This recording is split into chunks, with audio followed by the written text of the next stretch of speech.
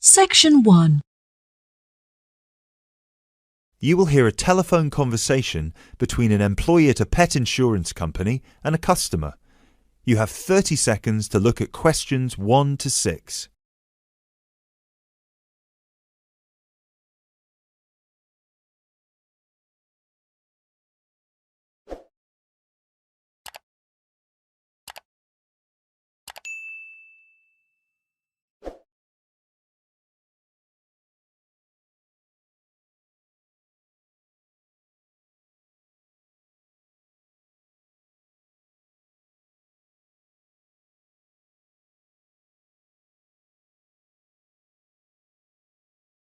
Pet Protect UK, how can I help? Oh, hello there. I'm calling to inquire about your pet insurance plans.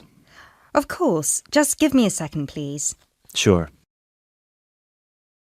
So, have you checked our website already to see the options we offer?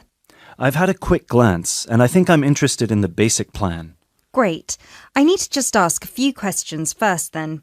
Is your pet a dog, a cat or a rabbit? It's a dog.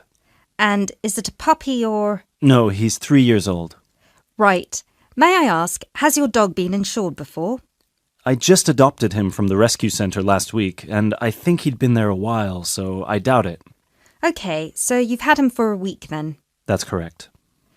Great. I apologise for asking this, but your dog, what's his name, by the way? Fenton. Fenton, is that spelt with an F? Yeah. Fenton.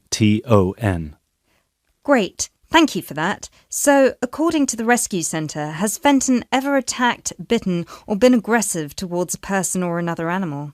No, not at all. Excellent. And is he a guide dog or... No, just a house pet. Great. And you said he's 3 years old. Do you know the exact date of birth? Oh, yes, it's on the adoption certificate. Just give me a sec. It's May 19th, 2013. And do you know, has Fenton been neutered? Yes, he's been castrated. Excellent. And final question, what type of dog is Fenton? Is he a pedigree, a crossbreed or a mixed breed? A crossbreed, I think. Right, crossbreed... Wait, sorry. What's the difference between the three? A pedigree is a dog whose parents are of the same breed. A crossbreed is from 2 different breeds, while a mixed breed is 3 or more. Then he's a mixed breed. Sorry about that. Right, no worries. So, could I take your full name, please? My name is Peter Pischinger. That's Pischinger. Right, thank you for that. And what's your address? That's 27 Cherry Drive, NW8 3HD. 3HD. And finally, a telephone number, please. 020-3634-7957. Thank you.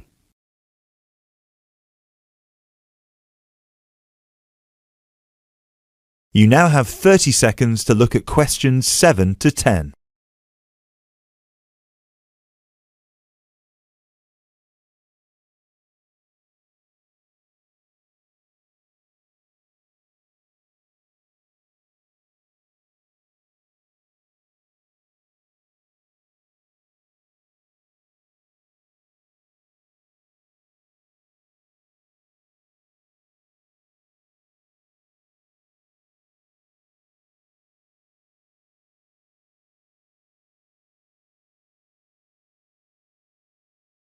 Now, you said you were interested in the basic plan. Is that correct?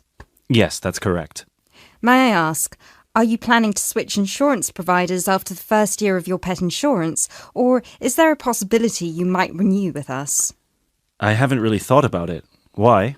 The reason I'm asking is because if you plan to renew with us, it might be worth considering our premium or ultimate premium plan. With the basic plan, you will have to pay the same fee of £8 per month regardless of how long you stay with us.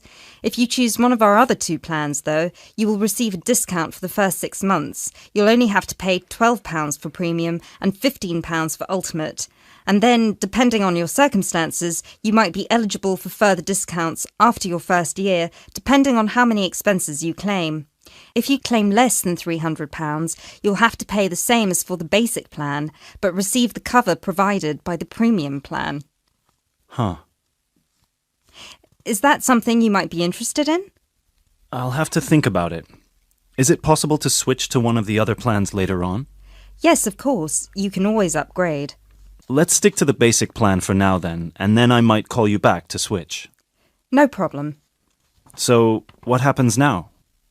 Well, first we would need you to come over with little Fenton so we can have a look at his documents and medical history. We'd also need you to get him to the vet for a quick checkup. All of this is standard procedure before we can proceed with the insurance plan. And then, when all that's done, you can either set up a direct debit in person or you can call us back and do it over the phone. Right. And the basic plan will cover... Well, the basic plan covers veterinary fees, obviously, plus a few more things such as boarding costs, loss by theft or straying, advertising and reward, death by accident or illness. You can find a comprehensive list on our website, or I could forward it to you via email if you prefer. Thanks. I'll check the website. No problem. So, shall we book you an appointment so you can come over? That is the end of section 1. You now have half a minute to check your answers.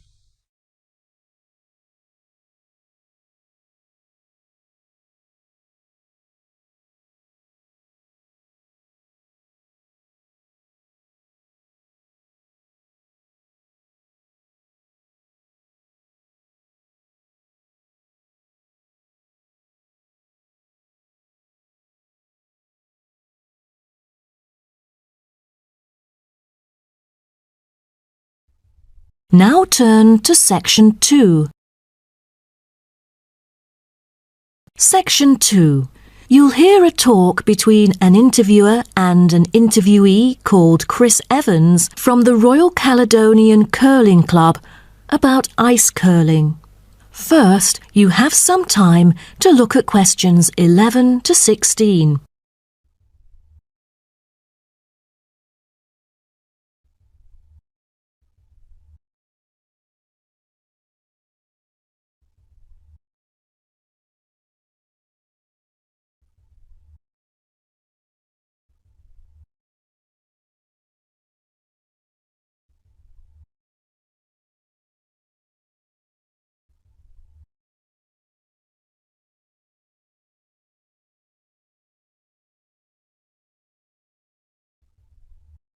Now listen carefully and answer questions 11 to 16.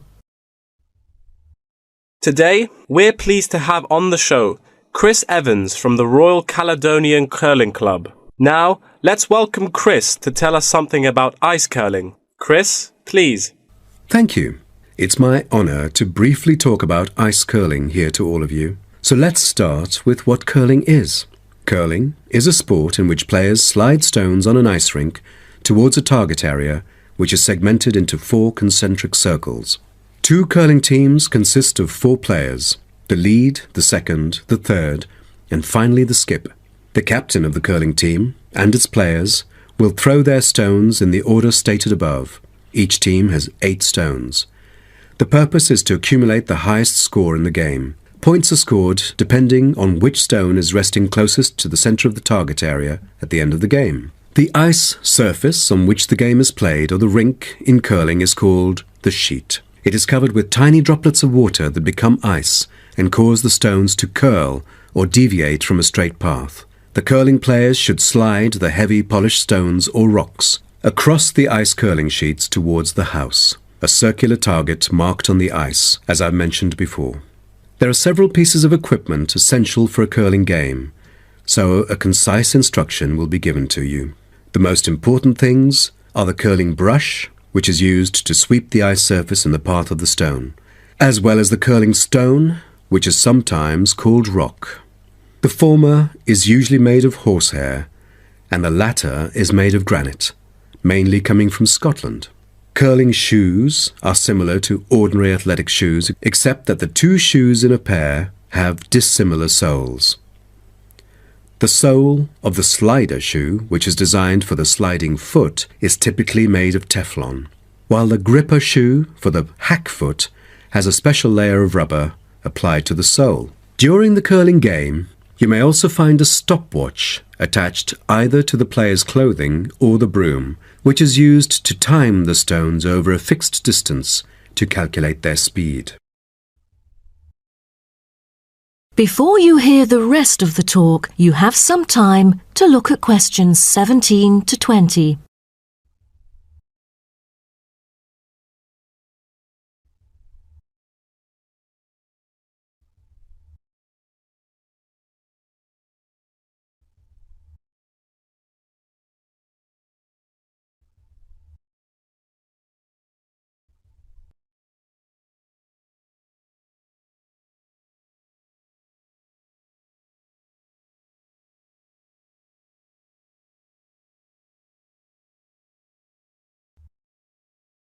Now listen and answer questions 17 to 20.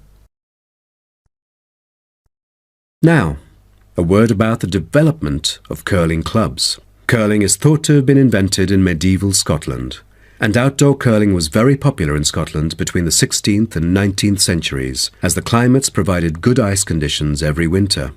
Kilsyth Curling Club is renowned as the first club in the world, having been formally constituted in 1716, and widely influencing ice curling development. In Kilsyth today, both men's and ladies' sections are thriving, participating in all major competitions and having won championships in the British Open in the past. The mother club of curling, Grand Caledonian Curling Club, was instituted in 1838 for the purpose, not as such to attract people's interest, but to regulate the ancient Scottish game of curling by general laws. With these official rules, the young curlers could be trained in a more professional way. By 1842, the new national club had sought to obtain royal patronage, and it has ever since been known as the Royal Caledonian Curling Club. However, many sports, such as athletics and tennis, were frowned upon as being too recreational and not practical enough. So the Crown banned them by law during the 1300s, in the hope that men would instead practice the archery skills that were seen as vital to the country's defence. And the ban was lifted in the 17th century. So, do you know the reason for curling being kept during the 16th century? Is it because it was so popular, or because people from all ages like children could play it? The spirit of curling dictates that one never cheers mistakes, misses, or gaffes by one's opponent. And most importantly, all the team members should strictly follow the instructions of their captain, which is essential for men in battle. Curling was brought to Canada from Scotland, and some curling was played informally before 1800. Curlers often used iron curling stones made from melted materials such as cannonballs rather than granite until the early 1900s, because there were transport problems importing granite stones from Scotland. That is the end of section 2. You now have half a minute to check your answers.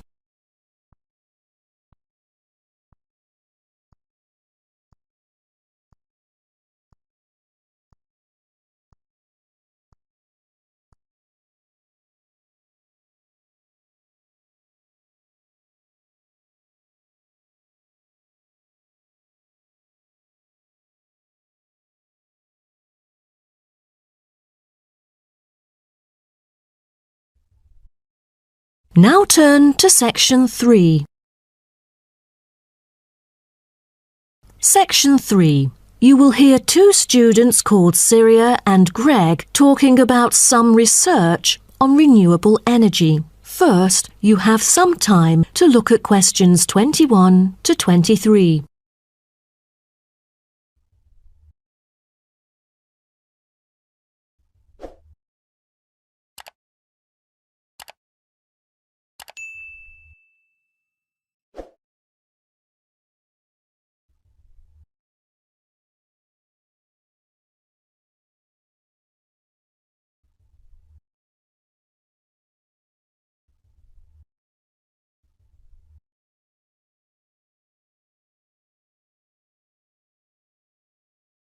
Now, listen carefully and answer questions 21 to 23.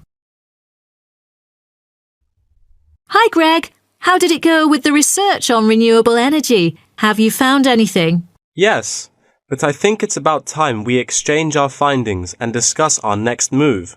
You read my mind. Right, I'll start first.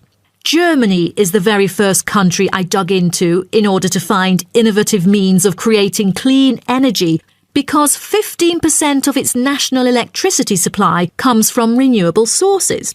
I found that apart from the traditional fossil fuel industry, there's a German firm that has initiated a project using kites to generate power.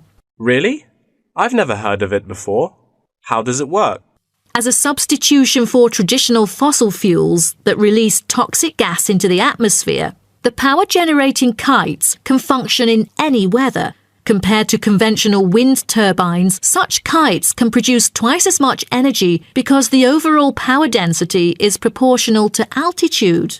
Sounds like an efficient way of producing power. Okay, now let me tell you what I have found.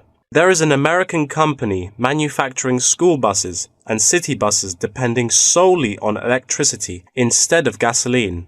The all-electric vehicles can save up to 20 gallons of fuel on a daily basis. This could reduce transport budgets by over $10,000 each year, not to mention maintenance savings. Wow, impressive. If only there were more of these electric vehicles around. Well, over the years, South Africa has attached great importance to clean energy. The nation encourages using propane gas, which can either be extracted from natural deposits or be produced organically. It is normally stored in gas canisters as a type of cooking gas. To reduce the number of kitchen accidents, a new type of composite gas canister made of fiber was introduced. It is much safer and less likely to explode, even when engulfed in fire. Before you hear the rest of the talk, you have some time to look at questions 24 to 30.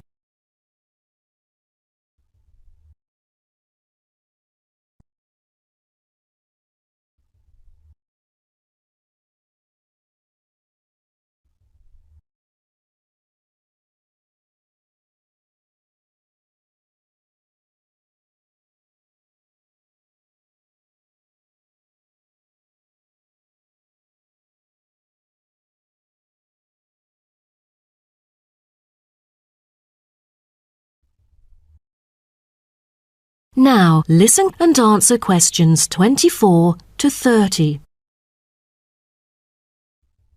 Now, about the survey. Do you have any clues as to what kind of interviewees we should include? How about local companies doing business on clean energy products? Probably not the best choice of respondents. Remember the last time we asked corporate employees to do the questionnaire? Only about 5% of them were actually willing to participate. That wouldn't be enough then. It seems we have to drop that idea. Then maybe we can ask the professors and administrative staff here to help us. They could provide their insights and understanding on energy production. It would be ideal if they would, but I'm afraid most of them are too busy to respond to the list of questions we've prepared. I guess the students here at the university would be more suitable. You're right, and it is a much bigger sample pool too. Also, I think we should include the locals. Their opinion is key to the promotion of renewable energy here in the town. But wouldn't it be difficult to collect data? There's no way the two of us could go from door to door to interview all the residents. There's no need to worry about that. We'll make it telephone interviews. That way, we'll have enough time to get sufficient data. Good idea. What should we present in our speech? Due to lack of media coverage, the majority of people actually have a limited understanding on renewable energy. Most of them aren't able to identify various types of renewable sources. So I feel we could start by clarifying what it is and the benefit of it compared to fossil fuels. That makes sense. We could start with wind energy. For centuries, wind has been used to do work. With the help of windmills, farmers used to pump water from wells or turn large grinding stones to grind wheat or corn. The windmills today generate electricity. The only problem is that it might not be windy all the time, so it is crucial to choose the appropriate site for wind farms. Well, I think we can also include comparisons between clean energy and traditional energy resources like coal, oil and natural gas. Maybe we can look into the prospect of these conventional sources of energy. The rising cost of fossil fuels and the threat of climate change is a concern to many. Totally. These traditional resources will deplete eventually. Renewable energy currently makes up less than 2% of the world's primary energy supply, and although growing very rapidly, it is not on course to fill the fossil fuel gap. Nuclear energy is another type of energy we ought to mention. Nuclear power plants can produce dependent power constantly and release far less greenhouse gases than other traditional power plants. But most people feel that this type of energy is unsafe because radiation isn't easily dealt with, especially in nuclear waste and maintenance materials. What should we end the speech with? Have you heard about a new type of energy called hydrogen fuel? It is an infinitely renewable fuel that doesn't have detrimental environmental effects. The only problem is that it is so expensive that only wealthy individuals can afford it. But I think overall the benefits overshadow its high cost. I think that even though this new type of renewable energy is too expensive to use at the moment, in the long run its price will go down and become more accessible. That is the end of section 3. You now have half a minute to check your answers.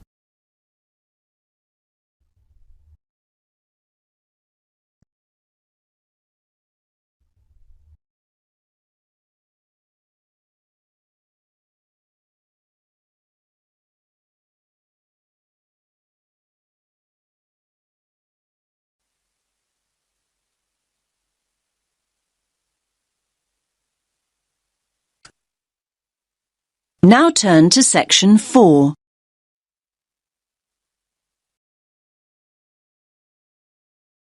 Section 4. You will hear part of a lecture about animals. First, you have some time to look at questions 31 to 40.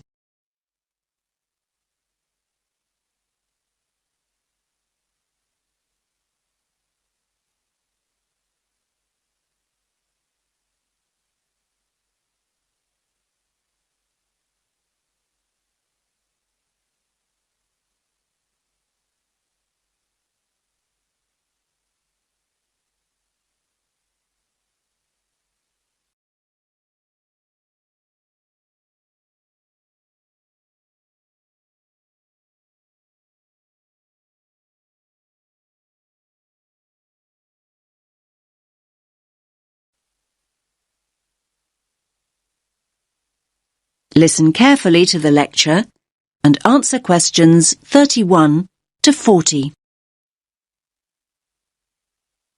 In today's lecture, I'm going to talk about avoiding predation. What does that mean, I hear you say? Well, you probably know the word predator. I'm sure you've all seen Predator the movie. Well, a predator is any animal that hunts and kills another animal. That animal, and I was going to say that smaller animal, but it's not always the case, is the prey. An owl, for example, is a predator, and a mouse is its prey. A lion is a predator, and a much bigger animal, a buffalo, for example, is its prey. So when I say avoiding predation, what I mean is not being caught and eaten. For many small animals, not being caught and eaten is pretty much a full-time job. Many animals that are predators themselves may be the prey of another, usually bigger animal. This is what we popularly call the food chain. So, how do animals avoid predation? Well, they have what we call defense mechanisms. These are ways in which the species has adapted over time to give it an advantage over its predators. Any adaptation of this kind increases the species' chances of survival. Over time, species that have not adapted, that is, developed some sort of defense mechanism, have met with extinction.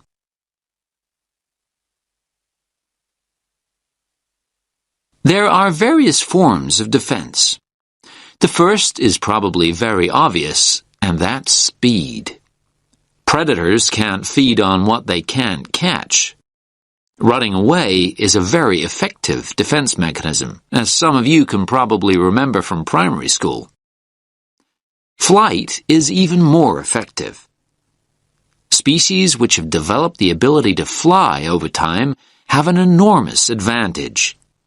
Far more birds would be a meal out in the wild if they couldn't fly. The second mechanism is protective coloration. You might hear the word camouflage used too, but I personally find that too simple a term when it comes to the animal kingdom. Protective coloration includes a number of slightly varied mechanisms within the overall term. Some animals blend in with their background. A chameleon is a good example. It sits on a tree and it looks like the branch of that tree. Butterflies have what we think of as beautiful patterns, not to be beautiful, but to confuse and warn off potential assailants. They blend in with the flowers around them, but may also look like something else. Some butterflies have patterns that look like huge eyes, and a would-be predator is scared off. There are all sorts of stories about how the zebra got its stripes, and not many people really know what the stripes are there for. Well, that type of coloration is called dazzle camouflage. A zebra stands out when alone and stationary, but when zebras move rapidly in a herd, their stripes create motion dazzle, a confusing, flickering mass to the eye of a lion or cheetah that might be giving chase. Selecting a target becomes far more difficult. Now, of course, animals are caught. They're frequently caught, but that might not mean the game's up.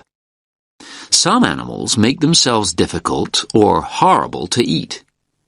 Hedgehogs have sharp spines that deter a predator from tucking in even when it's captured its prey. The predator is very likely to give up when a spine gouges an eye or gets lodged in its throat. Numerous species of creature, turtles or snails for example, have developed a tough outer shell that makes it almost impossible to devour. One of my favorite creatures is the skunk, which emits a repulsive smell on being cornered, enough to send any attacker harrying back into the undergrowth.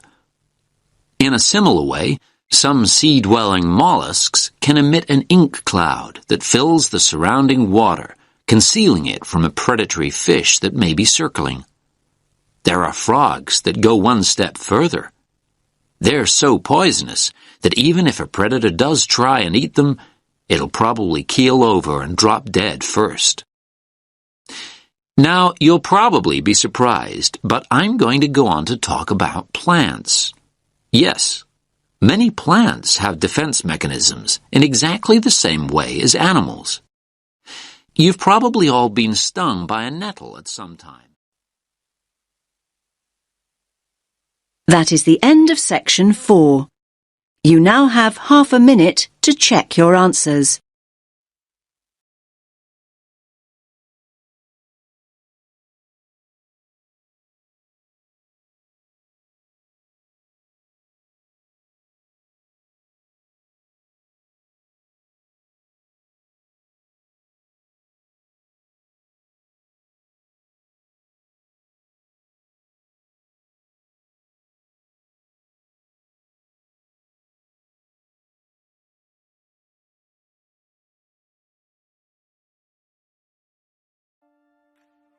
That is the end of the listening test.